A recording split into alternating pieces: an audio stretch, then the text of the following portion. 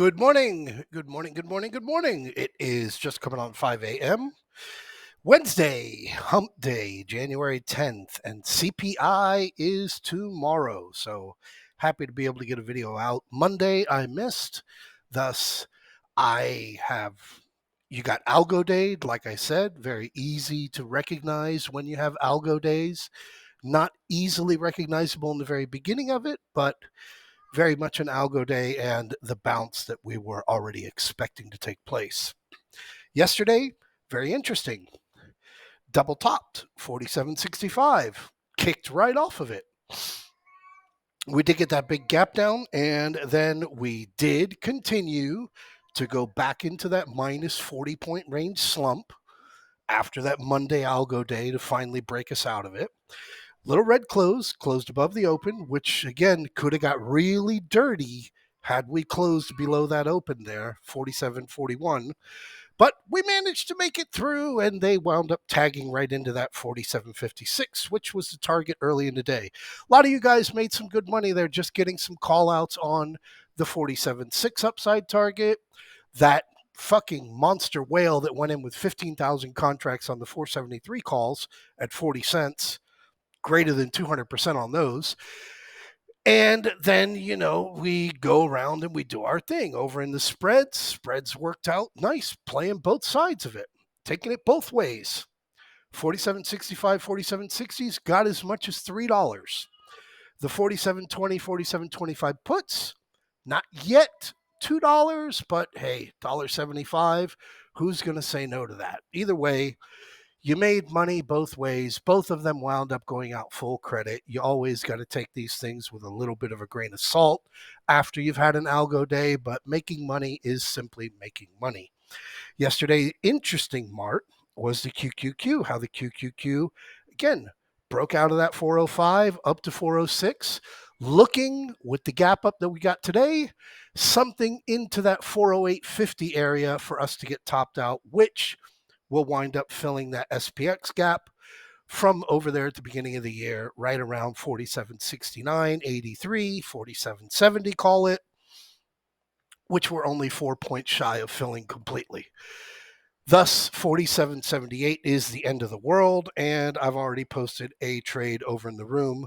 It's only $1 credit, and again, you guys who have credit hats on, all you can think about is credit. You got a sub 13 VIX. We've been living in a sub 14 VIX for months now. Once in a while, you got to take that hat off and throw it in the fucking garbage if all you're looking for is safety. I had a message sent to me saying, hey, Tim, on last week when we were doing the 46.65, 46.60, bearish call spread that was $4.40 credit, it didn't work. And I'm thinking to myself, how fucking retarded are you? It's a goddamn 900% fucking payout if it works. If you can't understand that that's a risky trade, make candles and sell them on fucking Amazon. Do it. You're in a 12, 13 VIX. There is so little to be able to be safe about when it comes to taking credit spreads. Thus, got to take the hat off. If you're not going to go over there and trade these risk trades like I posted there in the room yesterday and scalp on them, granted, both of them yesterday paid out full credit, you're going to need to go and move into a different direction, playing the single leg options, calls and puts, and wait your turn until you get a better VIX. So enough on the VIX. Again, gap has not filled. We have not filled that gap over here. Back to 12.47. We're getting close. We're getting close to that 12.55, but the gap has not filled yet. So moving forward, okay, here, Boeing. White House put out a tweet yesterday after the market close. Don't be fucking stupid. It's safe to fly on the 737 MAX. Don't worry about the door flying off. Well, chart says, they're right as well, because you really can't get Boeing pre-earnings down much lower than where you're at. You've already broken that 237.77 by gapping down below it. Yes, you do have a few gaps below, which could go ahead and get filled. But Boeing, for the most part, is pretty much trading at fucking, bankruptcy value. If you were to bankrupt the company and sell all the assets, it would roughly be around here, this 223.25, which is 50% from its all-time highs. A couple of gaps below, but Boeing, you missed the plane. You missed it. So move along and get off of it. Going to go here quick. QQQ. So the QQQ, we got a 4.5% dip, 4.25% dip. Now, the algo day on Monday, boom, took us right back up above 404, right to that 405 level. And as soon as this chart does load up, because, I'm in a different time zone, so things, they take a little time. The one and only gap unfilled from the end of the year, right over there, fills over here right at 409.52. Got a beautiful little Fibonacci and the old all-time highs right up there at 408.50. I would undoubtedly be expecting to see 408.50 today. A few of you kind of started to edge in to some further dated out QQQ puts after you mentioned it to me yesterday. Still see the same view, still would stick to it. So while we're here, go ahead on to SPX. Not going to waste too much time on SPX because it's just regurgitating what we already know. And again, your big move down, staying here with Thanksgiving, boom, boom, boom. We had a 38 retracement on that gap down, 47.33.63, pretty perfect. Right back up to where we are, tiny little gap to be filled up here to 47.70, 47.78. That's the end of the world. So can't flip over into a bullish view without having some identifiable breaks. And all that we're doing here going into CPI tomorrow is looking for an inside day. An inside day being 47.78 our upside, 47.45 our bottom side. Should we possibly dip below 47.45, 47.37 there, right there to save you. So CPI is tomorrow. You're not going anywhere until CPI comes out tomorrow. And it's fake numbers anyway, just like the jobs reports. So I'll leave you off here with NVIDIA. And NVIDIA, I'm looking here, like I shared with you, the big, broad, wide picture, and zero doubt, zero question. Getting short on NVIDIA is jumping in front of a fucking bullet train. You smell that? What is that? What? What's that smell? The cologne? No. Opportunity. And that's exactly what I've done. Only because I like NVIDIA. I have had it just left of the center of my main center TV screen of my 3. I've had it just left of center, right next to Amazon, right next to AMD, just below Meta for 9 years. For 9 years, I have watched this stock. For 9 years, I have gotten to know this stock. Why in the hell is this thing so far off? I'll try and move it through. Anyway, 5-day, 15-minute, maybe I get a better chart.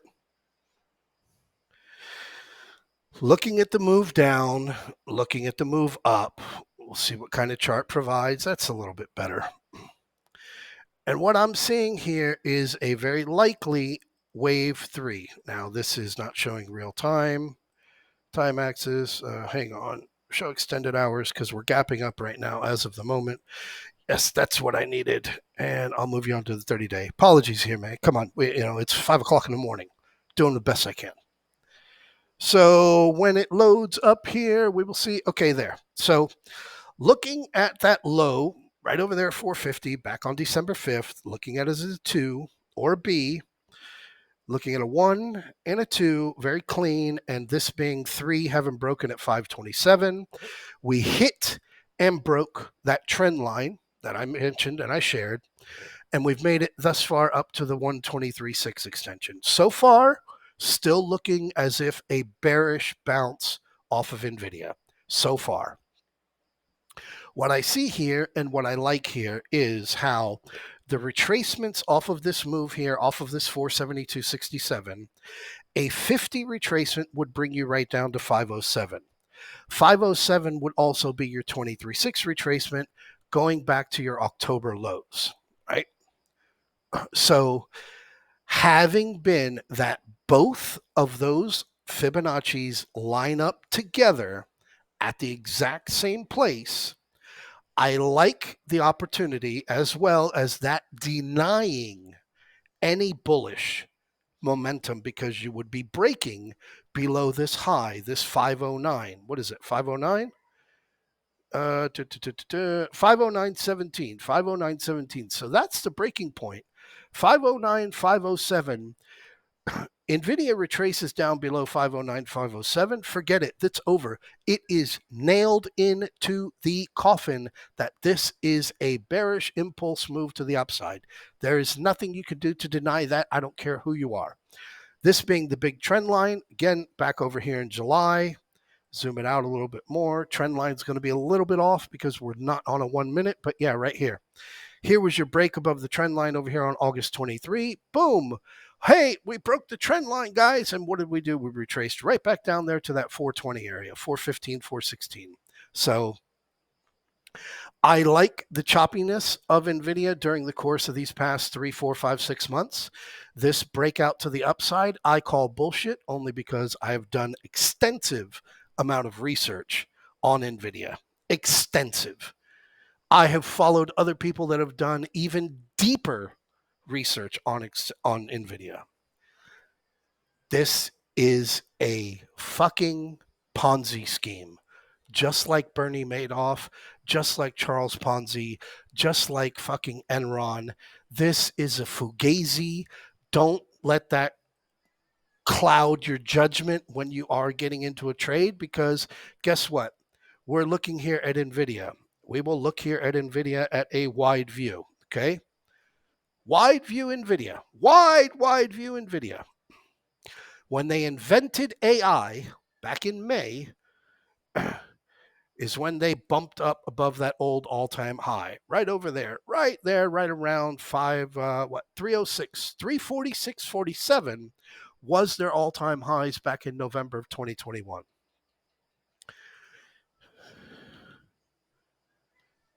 NVIDIA's inside QQQ.